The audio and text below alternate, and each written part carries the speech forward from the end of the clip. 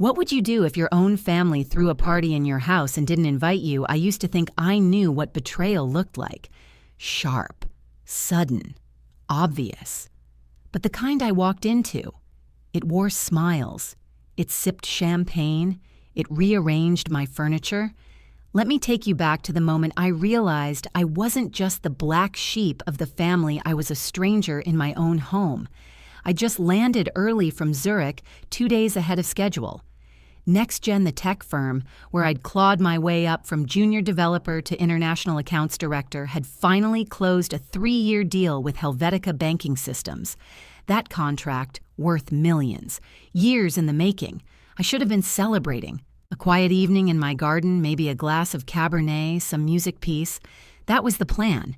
Instead, I came home to 88 people trampling my flower beds, literally. My Uber had to stop halfway down the street. There were cars everywhere, parked crooked, on the lawn, blocking my driveway. One even had its bumper halfway into my tulip patch. The bass thumped from inside the house, my house. Laughter spilled from every window. Strangers milled around my yard with plastic cups and wine teeth, their cigarette ash flicking dangerously close to my heirloom roses. I felt the chill before I ever opened the door. Something was wrong. Dragging my suitcase down the path I'd personally repaved last fall, I stared at the scene like I'd wandered into a parallel reality. A banner was strung across my living room archway, Morgan Family Reunion, 2025, bringing the generations together. What the front door? My front door was propped open by one of my antique planters. My teak chairs had been moved into a smoking circle. My koi pond was surrounded by men I didn't know, one trying to toss coins into it for luck. Copper is toxic to fish, by the way. I stepped inside. The air hit me like a wall perfume, sweat, spilled alcohol-fried food. Noise came from every direction. Music, screaming children, laughter, dishes clattering. Someone was dragging furniture. I had no idea who these people were. Some I vaguely recognized, relatives I hadn't seen since I was a teenager. Others, strangers raiding my pantry. And then I saw her. My mother, Beverly, standing in my kitchen in an apron like she owned the place, directing a pair of caterers like a general at war. Her hair was freshly highlighted, a corsage pinned to her floral dress. She looked up, saw me, and frowned. Not shocked, not delighted, not even mildly happy, just irritated. "Oh, Rachel," she said, "what are you doing here? I thought you weren't back till Sunday." No welcome home, no hug, no joy. Just that tone. The one that said, "You're the problem for showing up to your own house." "I live here, Mom," I said, struggling to sound calm. "What is all this?" She waved one hand like she was brushing away a fly. "The family reunion. We've been planning it for months. Planning what in my house without even telling me?" She rolled her eyes. "We knew you were busy with work. You always say this house is too big for just you. I have never said that. In fact, I had explicitly told both my mother and brother not to use the house without my permission. That boundary had now been trampled along with everything else I loved. And just when I thought I couldn't feel more violated, Ethan showed up. Surprise. He grinned, holding a tray of half-empty wine glasses. Same boyish charm, same smug entitlement. At 31, Ethan had aged, but never grown up. "How did you even get in?" I asked, though I already knew. "Mom had the spare key. Emergency purposes, remember." He winked. And I realized then this wasn't an accident. This wasn't a misunderstanding. This was planned, deliberately, behind my back. In a home that wasn't just bricks and wood, it was my sanctuary, a gift from my grandfather Maxwell, a house left solely to me and his will. And now it was being treated like a free-for-all Airbnb by people who barely knew me. That was the moment the switch flipped. I didn't yell, I didn't scream. I picked up my suitcase and left. They didn't just disrespect my house. They disrespected every sacrifice I made to get here. That night, I checked into a hotel downtown, a sterile little room with corporate art and silence that felt foreign after the chaos I'd just left behind. I sat on the edge of the bed staring at the floor for what felt like hours, my suitcase still zipped untouched. Everything smelled like bleach and fabric softener. I couldn't decide if I was more angry or numb, but as the silence stretched, something else crept in memory. I thought back to all the moments I'd shoved down, things I'd told myself were just family stuff, little slights, subtle dismissals, patterns that now felt like puzzle pieces snapping into place. My 8th birthday party, my mom had invited the whole class but forgot the cake had peanuts. I was allergic. She brushed it off. Don't make a fuss. Rachel, the other kids are enjoying themselves. At my high school graduation, she and Ethan arrived late and left early. He had a baseball game. It's just walking across a stage, she'd said. We'll see the pictures. But the one that burned the brightest was the day I got a prestigious engineering scholarship, one of the top in the state. Her response, have you considered something more feminine, maybe marketing? Meanwhile, Ethan, his D-plus GPA, and every failed attempt at college or business were framed as finding himself. He had ideas, he had charm, and somehow he always had her wallet. 4 colleges, 4 dropout letters. Each time Mom bailed him out, took out loans, dipped into retirement. I worked 3 jobs through college, freelanced on the side, lived off ramen and determination. While my peers were out partying, I was coding till 3 a.m. I built a career in a man's world, one late night and one broken keyboard at a time. And the only person who ever seemed to see that was Grandpa Maxwell. He was an engineer too, built bridges with his hands. Tough, exacting, and fiercely proud. He was the one who gave me my first computer. While Mom rolled her eyes, she should be outside playing. Grandpa winked and said some build with steel, others with code. Both changed the world. Every Sunday I visited him at the family's old Victorian. Even when Mom and Ethan stopped going, I kept coming. We'd sit in his study, me cross-legged on the floor, him in that creaky leather chair talking about architecture, ethics, mathematics, but mostly about integrity. A Morgan doesn't cut corners, he'd say, running a hand along the intricate woodwork of his antique desk. You take pride in the parts no one sees, that's the kind of person worth trusting. That desk still sits in his study. Or it did. Until I saw what they'd done to it the next morning. But I'm getting ahead of myself. The day he passed, the will was clear. The house, the historic Victorian, was mine. To Rachel, who understands what it means to build something that lasts. Mom was livid. She insisted he was confused at the end, said the house was meant for all of us. She thought I'd hand it over, or at least sell and split it. But she didn't get it. That house wasn't just property. It was every Sunday lesson, every silent vote of confidence. It was where I learned who I was. So I moved in. Carefully restored, every room replanted. Grandpa's garden from his notes, converted the library into a home office but kept the desk, kept the books, kept the soul. And still I tried.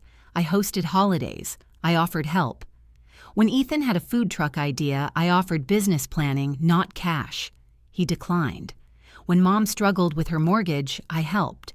She thanked me by telling everyone I charged interest. I extended olive branches. But every gesture was twisted, every boundary disregarded. So when I landed that Zurich deal, I thought maybe, just maybe, I could come home to something steady, a moment of peace. Instead, I came home to noise, to chaos, to my grandfather's house treated like a frat party venue. It wasn't just a party. It was a violation of trust, of space, of everything my grandfather stood for.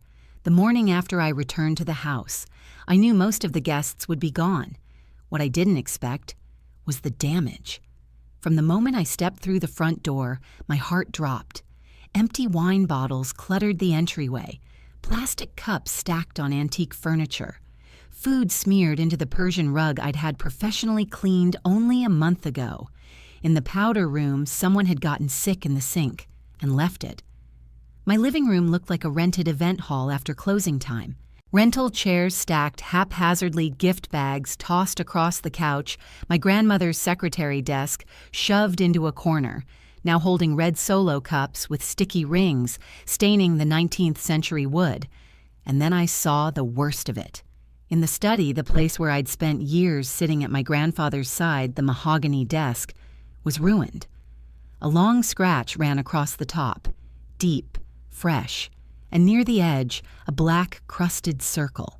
A cigarette burn. Despite my strict no-smoking rule, someone had stubbed out a cigarette on a 200-year-old heirloom. I pressed my fingers to the wood heart pounding. This desk was where I'd learned to draft blueprints, where Grandpa had written my college recommendations, where he signed the will that entrusted me with this house. Now desecrated. In my office, I found more chaos.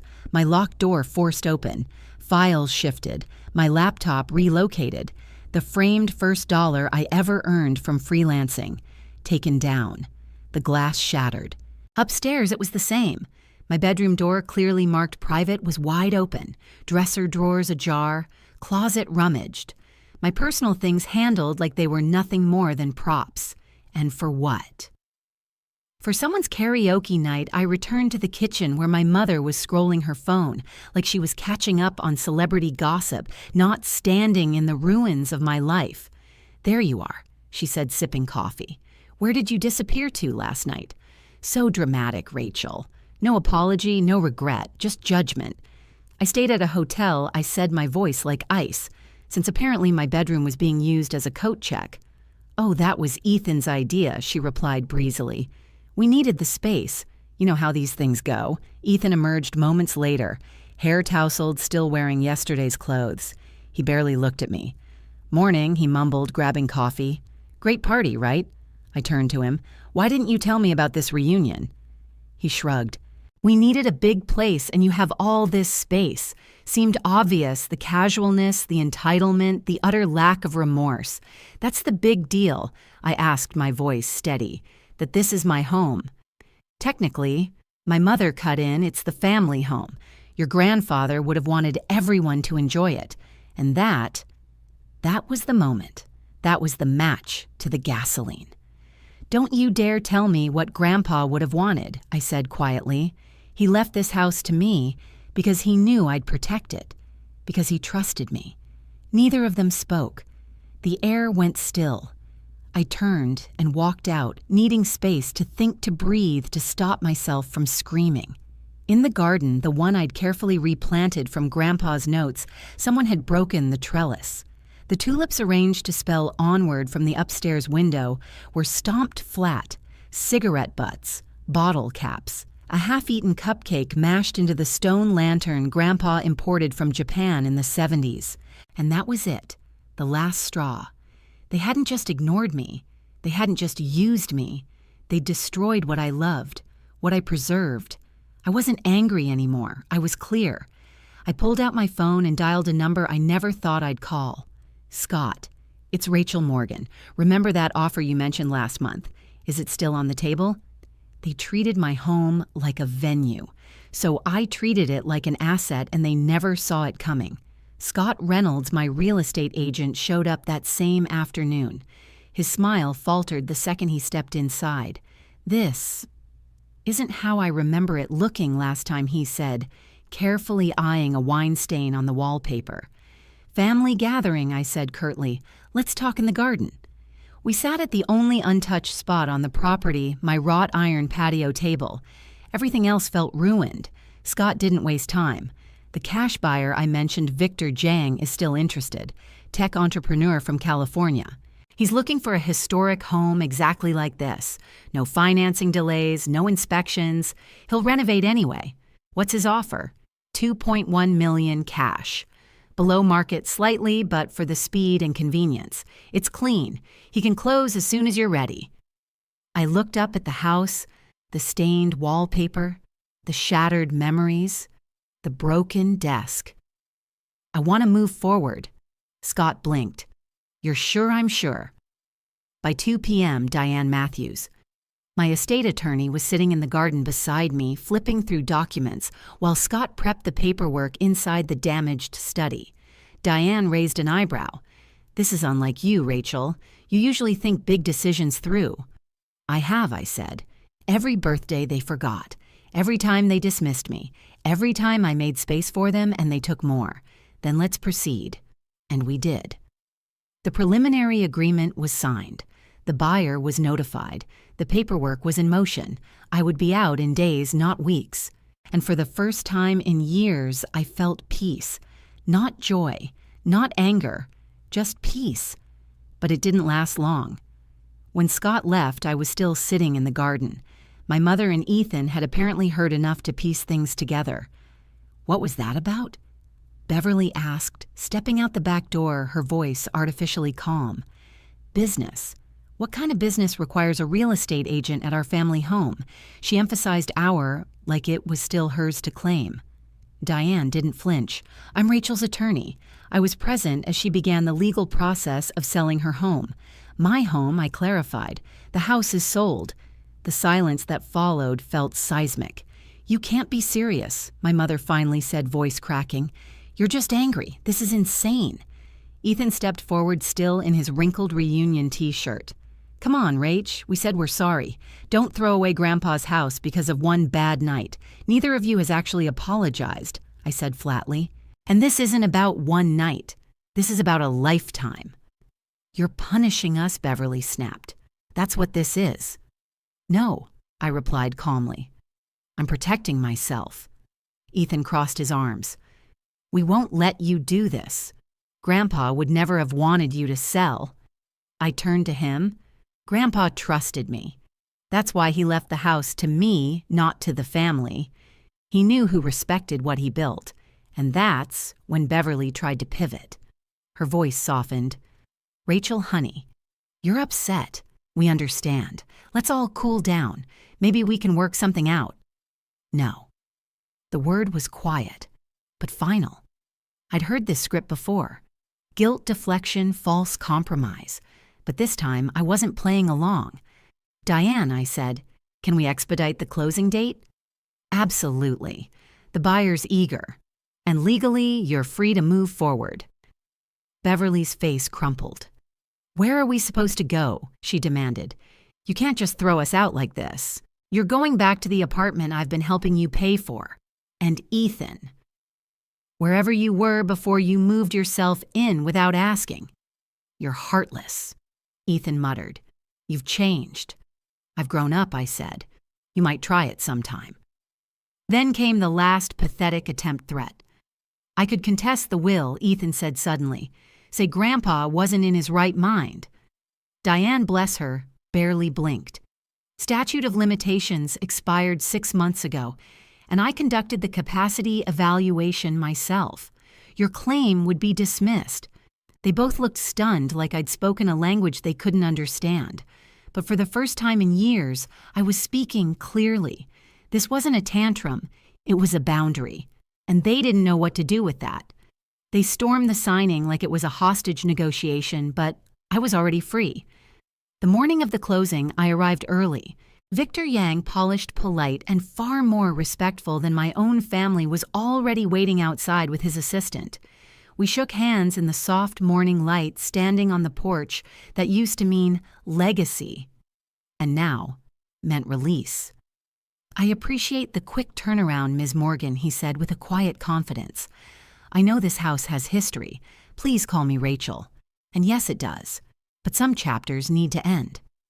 We walked through the house together. I didn't bother hiding the destruction. Victor never flinched, never criticized. He examined the crown molding like it was art, noted the cracked tile in the kitchen, touched the damaged base of the staircase with a craftsman's eye. In the study, he paused. The desk, he said, voice hushed. American Empire style 1830s. I nodded. My grandfather's favorite piece. It's been damaged. I know someone who can restore it properly, he said. If it stays, I'd like to give it the care it deserves. That gesture, the respect in it, meant more than 1,000 hollow apologies ever could. By late morning, Diane had set up the paperwork at the dining room table, right where Ethan's drink cart had stood days earlier. We were halfway through the signing when it happened. The front door burst open. Ethan, followed by Beverly. Their faces were flushed equal parts, rage and desperation. Stop this, Ethan shouted, voice cracking. This is a mistake. You can't sell Victor's assistant glanced at Diane in alarm. This is a private real estate transaction, Diane said firmly. If you are not party to the sale, I must ask you to leave. But Beverly wasn't done. She moved past Diane like a storm. Addressing Victor directly, she said, "This house has been in our family for generations. My daughter is making an emotional decision. She'll regret it. Please. As a businessman, you must understand the importance of family." Victor looked between us, then back to her. "I respect family deeply, ma'am," he said, "but I have a signed contract with Rachel, the legal owner. I'm here to honor that agreement." Ethan turned to me. "Rachel, please. We'll respect your space. No more surprises. You can make the rules. Just don't do this." The words were everything I'd begged for years, but now I saw them for what they were. Not real change, not remorse, just panic. It was never about respect, it was about access. Access to me, my home, my resources, my silence. "It's too late," I said. My mother's eyes filled with tears. "If you do this, you're destroying your grandfather's legacy. Is that what you want?" I set the pen down. Turned to her fully. "His legacy wasn't a house," I said softly. "It was the values he lived by. Integrity, self-respect, discipline. That's what he gave me. And that's what I'm protecting." She blinked, stunned. "You're throwing away your family," she whispered. "No, I'm finally choosing myself." Diane cleared her throat gently. "Shall we finish?" I signed the final page. Victor handed over a cashier's check. The remaining balance would be wired later. Just like that. It was done. The house that had defined 3 generations of Morgans was no longer ours. Victor approached quietly as I gathered my things. "If you ever want to visit, you're welcome," he said. "This place will be preserved, I promise." "Thank you," I said, "but I don't think I will. Some doors aren't meant to reopen." Beverly and Ethan stood frozen in the foyer. No hugs, no good luck. Just stunned silence as I walked past. I paused at the threshold. "The next owners will take care of this place better than you ever did," I said. And with that, I stepped outside. The sun was warm on my skin. The only thing heavier than my purse that day was the peace I finally felt. I thought the house was my inheritance, but the real gift was learning how to walk away. The first week after the sale passed in a blur. I moved into a small furnished apartment, nothing grand, just quiet, clean. The kind of place where the walls didn't whisper old arguments, where every drawer held only my things. I opened a new investment account, set aside funds for taxes, and let the rest sit. For once, I didn't feel the pressure to act, just to be. The silence from my family was loud but expected. No texts, no calls, no middle-of-the-night voicemails accusing me of betrayal. It was as if I'd been erased from the family tree the moment I signed those closing documents. I'd love to say that didn't hurt, but it did. Not because I missed the chaos, but because I missed the version of a family I never really had. That illusion took longer to let go than the house itself. Day 9 is when the messages started. Not from Beverly or Ethan, but from everyone else. Cousins I hadn't spoken to in years, great aunts, family friends. All parroting the same script. "I heard you sold the house out of spite. It was just one party. Your mom did so much for you." But none of them had been there for the missed birthdays, the late graduations, the micro cuts that eventually became scars. None of them had seen the cigarette burn in the desk. I ignored most messages. But when my cousin Melissa reached out someone who had always treated me kindly, I replied, "There's more to the story than you've heard. But I'm at peace with my decision." Her response, I figured, "Your mom and Ethan, they've always had their own version of the truth. For what it's worth, I think Grandpa Maxwell would be proud. That message meant more than she could know. At work, I buried myself in the Helvetica rollout. My team saw a version of me they hadn't before, focused, present, unburdened. Hannah noticed too. "You seem lighter," she said over coffee. "Like you're not bracing for something anymore." I smiled. Because I'm not. No passive-aggressive texts, no surprise emergencies, no expectations I never agreed to. Just silence. and for the first time in years, it felt like freedom. 2 weeks after the sale, Victor emailed me photos. The desk Grandpa's desk had been fully restored. "When it's finished, would you like it back?" he asked. I stared at the screen, eyes burning. I declined, not because it didn't mean the world to me, but because it belonged in the house, with someone who saw its value. Victor had earned it in ways my family never had. That same night, I was simmering pasta when my doorbell rang. Through the peephole, Beverly, disheveled, teary-eyed, her perfect shell cracked wide open. I didn't want to let her in, but something, maybe Grandpa's voice, nudged me toward the door. "Can I come in?" she asked, voice small. I stepped aside. She looked around the apartment, modest, simple. Mine. "It's nice," she said. "Cozy. What do you want, Mom?" She sank into my couch. We were evicted. Ethan's name wasn't on the lease. The landlord found out. There it was. The real reason she came, not to apologize, not to reconnect, but because she needed help. How much I asked, cutting to it. 3,000 or 4,000. First month, deposit. "I'll pay you back." The same loop, the same cycle, the same desperation masked as need. I had the money. That wasn't the issue. But this time, I'd learned something deeper than generosity boundaries. "I'm not giving you money," I said softly. Her face twisted.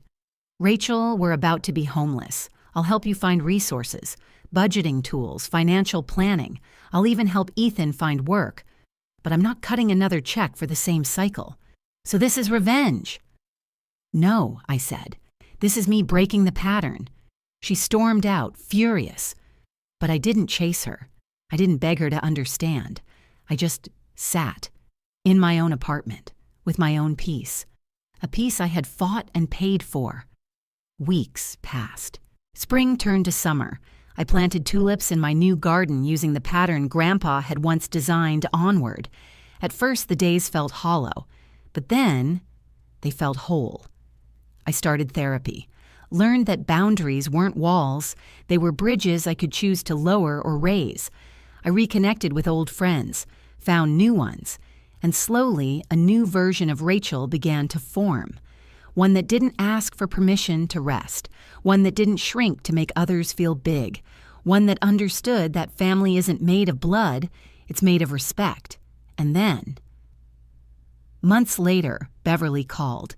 She didn't ask for money, she didn't blame me, she asked for coffee. We met in a quiet cafe. Neutral ground, her eyes were clearer, her voice steadier. "I wasn't fair to you," she said. "I saw your strength and felt ashamed of my own choices. I pushed that shame onto you." She paused. "I'm not asking for everything back. I'm just asking for a chance to rebuild on your terms." I didn't promise anything, but I listened. We started meeting once a month, then more. Ethan eventually joined us, got certified as a handyman, said he liked fixing things. I didn't point out the metaphor. I figured he'd see it on his own. The truth is, not every relationship healed. Some people still think I'm the villain in this story. Let them. Because I know the truth. I didn't burn bridges. I built new ones. And this time, only the people who could walk across respectfully got to stay. If you've ever had to choose peace over family, you're not alone. And if you're still finding your voice, know this. You are not selfish for having boundaries. You are not cruel for walking away. You're strong for knowing your worth even when others refuse to see it. Drop a comment below if you've faced a similar betrayal or made a choice they didn't understand. Your story might be the one someone else needs to hear. And if this resonated, like and subscribe for more stories of resilience, courage, and rebuilding. Because family matters, but so do you. Thank you for listening to mine.